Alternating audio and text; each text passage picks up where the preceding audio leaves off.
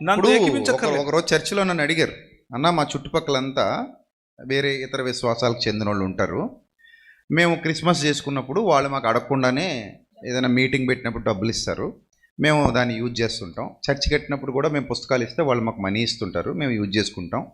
వాళ్ళు వినాయక చవితి చేస్తామని చెప్పి మా దగ్గరికి వస్తారు, అప్పుడు మమ్మల్ని చందా అడుగుతారు, మేము ఇవ్వాలా వద్దా అని అడిగారు. అప్పుడు నేను ఏమన్నానంటే, మీరు తెచ్చుకున్నారుగా వాళ్ళ దగ్గర నుంచి, మీరు తెచ్చుకున్నారు అంటే చర్చి కట్టడానికి తెచ్చుకున్నారు, పండగలప్పుడు తెచ్చుకున్నారు, కవర్లు ఇచ్చి మరీ తెచ్చుకున్నారు. మరి అలాంటప్పుడు మీరు తెచ్చుకున్నప్పుడు ఈ ఊరికి ఆ ఊరు ఎంత దూరం, ఆ ఊరికి ఈ ఊరు ఎంత దూరం, మీరు కూడా ఇవ్వాల్సిన వాళ్ళే ఉంటారు. వాళ్ళు ఏ విధంగా వాడతారనేది మీకు అనవసరం, మీరు ఏ విధంగా వాడతారనేది వాళ్ళకి అనవసరం, ఇచ్చారు. సో ఇప్పుడు మీరు కూడా మరి ఇవ్వాలి తెచ్చుకున్నప్పుడు.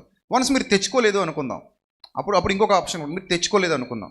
అప్పుడు మీరు ఒకటి అనొచ్చు, నేను ఎప్పుడు మిమ్మల్ని ఏం అడగలేదు, మీరు కూడా నన్ను ఏం అడగండి అని కూడా అనొచ్చు. అది మీ రైట్. అది లేదా నేనైతే ఏం చేస్తానో కూడా చెప్పానన్న, నేనైతే ఏం చేస్తానంటే మీరు సేమ్ ఇదే ఏం చేస్తారా, మీరు భోజనాలు పెడతామన్నా, అన్నదానం చేస్తామన్నా, అయితే దానికే వాడండి.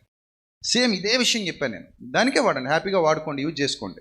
అలా ఇచ్చినందువల్ల ఆ విశ్వాసంతో కానీ లేదా జరుగుతున్న కార్యక్రమాలతో కానీ, లేదా ఇందాక చెప్పినట్టు ఆ జాతరలో చేసే అర్ధనగ్న నృత్య అన్ని చోట్ల చేయరు, అవి కూడా ఎక్కడో అక్కడక్కడ కొంతమంది చేస్తుంటారు, వాటితో కానీ మనం ఏకీపించినట్టు కాదు కదా. ఎందుకు ఇంత చేయొద్దు, అలాంటి వాటికి మనం సపోర్ట్ చేయొద్దు, అలాంటి వారికి డబ్బులు ఇవ్వద్దు, అలాంటి వాటి చోటుకి వెళ్ళొద్దు, అలాంటి వాళ్ళని ప్రోత్సహించొద్దు.